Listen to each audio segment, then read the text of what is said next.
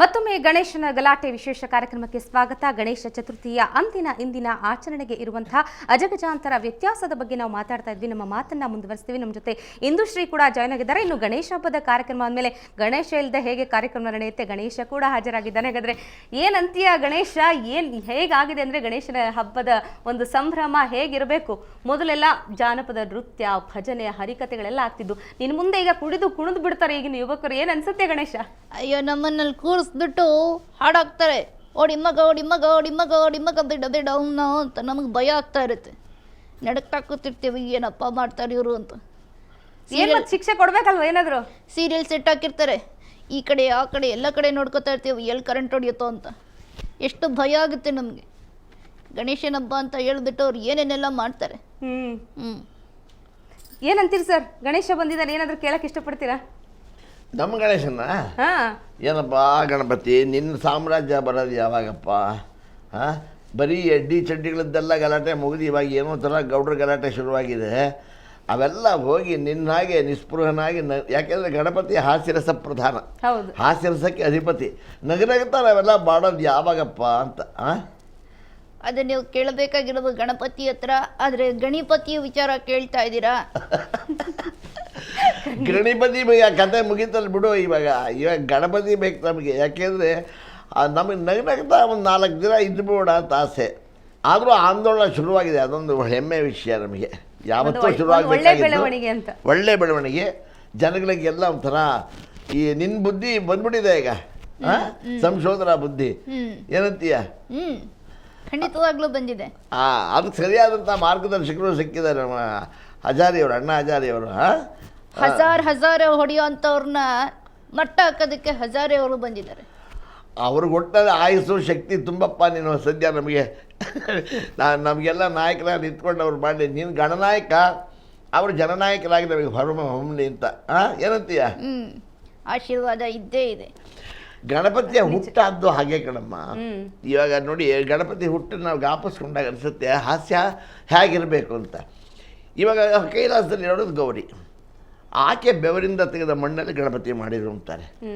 ಇವಾಗ ಕೈಲಾಸ ಅಂದರೆ ಐಸು, ಅಲ್ಲಿ ಬೆವರು ಬರೋಕ್ಕೆ ಸಾಧ್ಯವ? ಬಂದರೆ ಒಂದು ಮನುಷ್ಯನ ಮಾಡುವಷ್ಟು ಮಣ್ಣು ಇರಬೇಕಾದ್ರೆ ಆಮೇಲೆ ತಾಯಿ 7 ದಿನ ಸ್ನಾನ ಮಾಡದೇ ಇರಬೇಕು.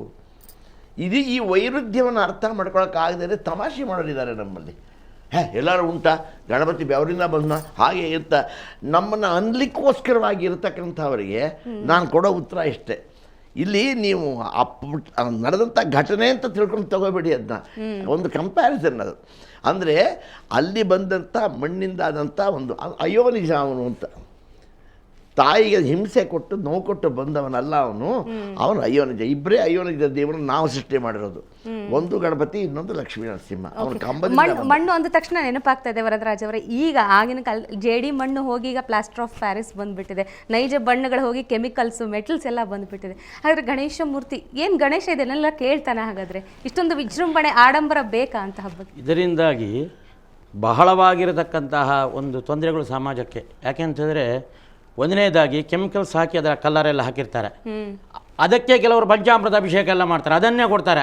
ಆ ಕೆಮಿಕಲ್ಸನ್ನೇ ಪಂಚಾಮೃತ ಅಂತೇಳಿ ಸ್ವೀಕಾರ ಮಾಡ್ತಾರೆ ಕೆಲವು ಕಡೆ. ಇನ್ನು ಅದನ್ನು ಕೊಂಡೋಗಿ ನೀರಲ್ಲಿ ವಿಸರ್ಜನೆ ಮಾಡ್ತಾರೆ. ಆ ವಿಸರ್ಜನೆ ಮಾಡಿರ್ತಕ್ಕಂತಹ ನೀರನ್ನು ದನ ಹಸು ಎಲ್ಲ ಬಂದು ಕುಡಿತಾರೆ. ಅದಕ್ಕೆ ಅದರಿಂದ ಆಗತಕ್ಕಂಥ ಎಫೆಕ್ಟು. ಅದರಂತೆ ಶಬ್ದ ಮಾಲಿನ್ಯ, ವಾಯು ಮಾಲಿನ್ಯ, ಹಾಗೆ ಜಲ ಮಾಲಿನ್ಯ. ಹಾಗೆ ಶಬ್ದ ಮಾಲಿನ್ಯ ಜೋರಾಗಿ ಮೈಕ್ ಹಾಕ್ತಾರೆ. ಮೈಕ್ ಹಾಕೋದ್ರಿಂದ ಅಕ್ಕಪಕ್ಕದಲ್ಲಿರುವ ಆಸ್ಪತ್ರೆಗಳಿಗೆ ಬಹಳ ತೊಂದರೆ.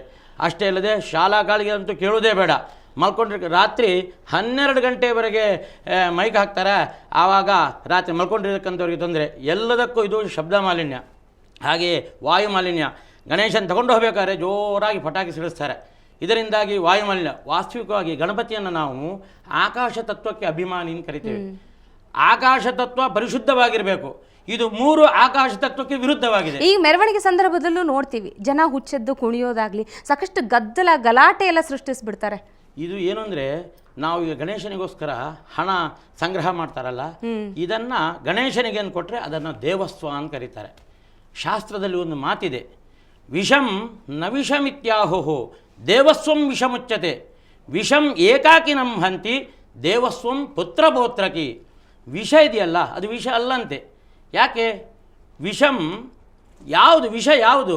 ದೇವಸ್ವ, ದೇವರಿಗೆ ನಾವು ಕೊಟ್ಟಿರ್ತಕ್ಕಂಥ ದುಡ್ಡಿದೆಯಲ್ಲ ಅದು ವಿಷ ಅಂತೆ. ಯಾತಕ್ಕೋಸ್ಕರ ಅಂದರೆ ವಿಷಂ ಏಕಾಕಿ ನಮ್ಮ ಹಂತಿ, ವಿಷ ಯಾವನು ಕುಡಿತಾನೋ ಅವನು ಸಾಯ್ತಾನೆ.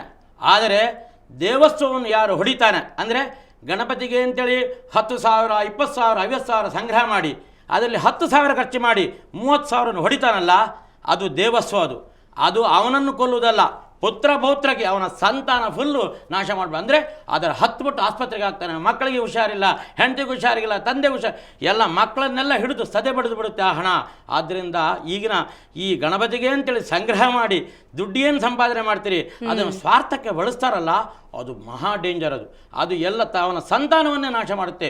ಇದು ಬರೀ ಗಣಪತಿದು ಮಾತ್ರ ಅಲ್ಲ, ಹಲವು ದೇವಸ್ಥಾನಗಳಲ್ಲಿ ಬೇಕಾಷ್ಟು ದೇವರ ದುಡ್ಡನ್ನು ಇದು ಮಾಡ್ತಾರೆ, ಅದು ದೊಡ್ಡ ವಿಷ ಅಂತ ಹೇಳ್ತಾರೆ. ಆ ವಿಷ ಕುಡಿದವನು ಮಾತ್ರ ಸತ್ತರೆ ಇದು ಹೆಂಡತಿ ಮಕ್ಕಳು ಎಲ್ಲ ಮರಿ ಮಕ್ಕಳನ್ನೆಲ್ಲ ತಗೊಂಡು ಹೋಗ್ತಾರೆ. ಆದ್ದರಿಂದ ದೇವಸ್ಥಾನವನ್ನು ಯಾವತ್ತೂ ಮುಟ್ಟಬಾರದು.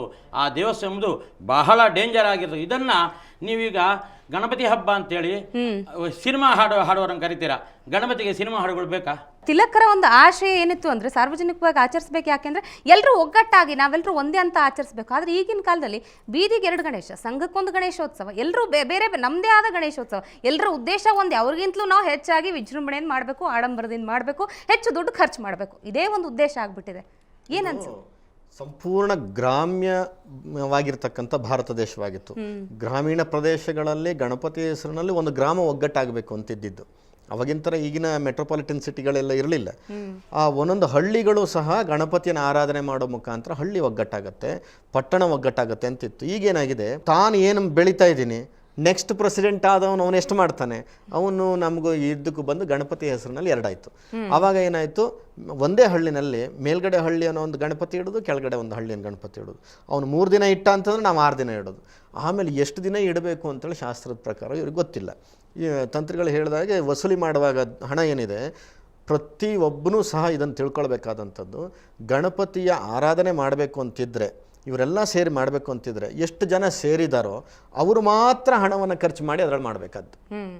ಯಾರ್ಯಾರನ್ನೆಲ್ಲ ದಾರಿ ಹೋಗ್ರನ್ನೆಲ್ಲ ಅಡ್ಡ ಹಾಕಿ ವಸೂಲಿ ಮಾಡ್ತಕ್ಕಂಥದ್ದೆಲ್ಲ ದರೋಡೆ, ದೇವರ ಹೆಸರಲ್ಲಿ ಮಾಡ್ತಕ್ಕಂಥ ದರೋಡೆ.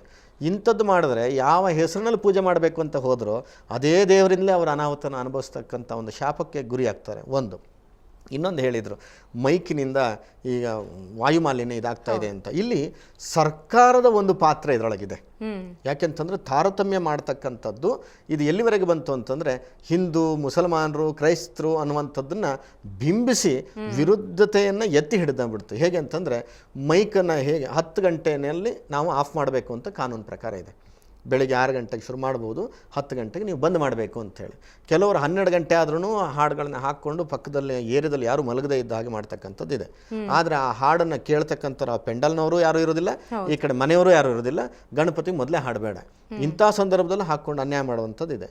ಇಲ್ಲಿ ಸರ್ಕಾರದ ಹೊಣೆ ಹೇಗೆ ಬಂತು ಅಂತಂದರೆ, ಈ ಕಾನೂನನ್ನು ಎಲ್ಲರಿಗೂ ಅನ್ವಯವಾಗ್ತಿಲ್ಲ ಈ ದೇಶದಲ್ಲಿ. ಯಾಕೆಂತಂದರೆ ಶುಕ್ರವಾರದ ದಿವಸ ಅಥವಾ ಬೇರೆ ಹಬ್ಬದ ದಿವಸ ಮಸೀದಿಗಳಲ್ಲಿ ರಾತ್ರಿಯೂ ಸಹ ಮೈ ಕುರಿತದೆ, ಬೆಳಗ್ಗೆಯೂ ಸಹ ಮೈ ಕುರಿತದೆ. ಅದನ್ನು ತಡೆಗಟ್ಟುವಂಥದ್ರೊಳಗೆ ಭಯ ಇದೆ, ಏನಾದರೂ ನಾಳೆ ಕೋಮುಗಲಭೆಗೆ ಆಗ್ತದೇನೋ ಅಂತೇಳಿ. ಹಾಗಾದರೆ ಕಾನೂನು ಯಾರಿಗೆ? ಇದು ಹಿಂದೂಗಳಿಗೆ ಮಾತ್ರನಾ? ಅವ್ರಿಗೆ ಯಾಕೆ ಬಂದ್ ಮಾಡಲಿಲ್ಲ, ನಾವು ಉರಿಸ್ತೀವಿ ಅಂತೇಳಿ ಉರಿಸೋದು. ಈ ಎರಡೂ ಗಲಾಟೆ ಒಳಗಡೆ ಏನಾಯಿತು, ಸಮಾಜದಲ್ಲಿ ಸಾಧಾರಣ ನಾಗರಿಕರು ಬದುಕುವ ಪರಿಸ್ಥಿತಿನಲ್ಲಿ ಇಲ್ಲ. ಓಕೆ, ಗಣೇಶನ ಕೇಳೋಣ. ಈಗ ಎಷ್ಟೋ ಕಡೆ ಸಂದರ್ಭದಲ್ಲಿ ಈ ಗಣೇಶ ಹಾಲು ಕುಡಿತಾನೆ ಅಂತ ಸುಳ್ಳು ಸೃಷ್ಟಿ ಮಾಡಿಬಿಡ್ತಾರೆ, ಹಿಂದೆ ಪೈಪ್ ಅಳವಡಿಸಿ ಏನೋ ಕಂಟೈನರ್ ಮಾಡಿ ಅದನ್ನು ದೋಚುವಂಥ ಪ್ರಯತ್ನ ಕೂಡ ನಡೆಯುತ್ತೆ. ಆದರೆ ಗಣೇಶ ನಿಜಕ್ಕೂ ಹಾಲು ಕುಡಿತೀಯ? ಹಾಗಾದರೆ ನನಗೆ ಹಾಲು ಕುಡಿತೀನಿ ಅಂತ ಹೇಳ್ಬಿಟ್ಟು ಪಬ್ಲಿಸಿಟಿ ಕೊಟ್ಟು ಅವರು ಆಲ್ಕೋಹಾಲ್ ಕುಡಿಯೋದಕ್ಕೆ ದುಡ್ಡು ಮಾಡ್ಕೋತಾರೆ. ನಮ್ಮ ಮುಂದೆ ಬಂದು ಡಾನ್ಸ್ ಎಲ್ಲ ಮಾಡಿಸ್ತಾರಲ್ಲ, ನಾವು ಅವರೆಲ್ಲ ಸ್ವರ್ಗಕ್ಕೆ ಬಂದಾಗ ಅವ್ರನ್ನ ಮುಂದ್ಗಡೆಯಿಂದ ನೋಡಿದ್ರೆ ಕಣ್ಣಿಡಿಯೋಕ್ಕೆ ಆಗಲ್ಲ. ಸ್ವಲ್ಪ ಇಲ್ಲಿ ಹಿಂದ್ಗಡೆ ತಿರುಗಿ ನಾನು ನಿನ್ನ ನೋಡಿ ಕಣ್ಣಿಡಿಯಬೇಕು ಅಂತ ತಿರುಗಿಸಿದ್ರೆ, ಓ ನೀವಾ ಅವತ್ತು ಸ್ಟೇಜ್ ಮೇಲೆ ಬಂದು ನನ್ನ ಬೆನ್ನಿಗೆ ನನ್ನ ಮುಖಕ್ಕೆ ಬೆನ್ನು ತೋರಿಸ್ಕೊಂಡು ಪರ್ಫಾರ್ಮ್ ಮಾಡ್ತಿದ್ರು ನೀವಾ ಅಂತ ಅವಾಗ ಕಣ್ಣಿಡಬೇಕು. ಹಾಗಾಗಿದೆ ನನ್ನ ಪರಿಸ್ಥಿತಿ. ಇಂದುಶ್ರೀ, ನೀವೇನು ಹೇಳ್ತೀರಿ ಇಂದಿನ ಆಚರಣೆಗಳ ಬಗ್ಗೆ? ಯುವಕರು ಹೆಂಗೆ ಆಚರಿಸ್ಬೇಕಾಗಿತ್ತು, ಈಗ ಹೆಂಗೆ ಆಚರಿಸ್ತಿದ್ದಾರೆ ಅನ್ನೋದ್ರ ಬಗ್ಗೆ? ಈಗ ಎಲ್ಲ ಸುಮ್ಮನೆ ಪಾಶಾಗಿ ಹೋಗ್ತಾ ಇದ್ದಾರೆ. ಏನು ಮಾಡಬೇಕು, ಯಾಕೆ ಬಂತು, ಸಂಪ್ರದಾಯಗಳು ಫಸ್ಟ್ ತಿಳ್ಕೊಳ್ಬೇಕು. ಯಾರೂ ತಿಳ್ಕೊಳ್ಳೋದಕ್ಕೆ ಹೋಗಲ್ಲ, ಅವರು ಮಾಡ್ತಿದ್ದಾರೆ ನಾವು ಮಾಡ್ತಿದ್ದೀವಿ, ಒಂದು ಕಾಂಪಿಟೇಷನ್ ಆಗಿದೆ, ಅದಾಗಬಾರ್ದು. ಗಣಪತಿ ಹಬ್ಬದ ಮತ್ತಷ್ಟು ಆಚರಣೆ ಬಗ್ಗೆ ಮಾತಾಡೋಣ ಸಣ್ಣ ಬ್ರೇಕ್ ನಂತರ.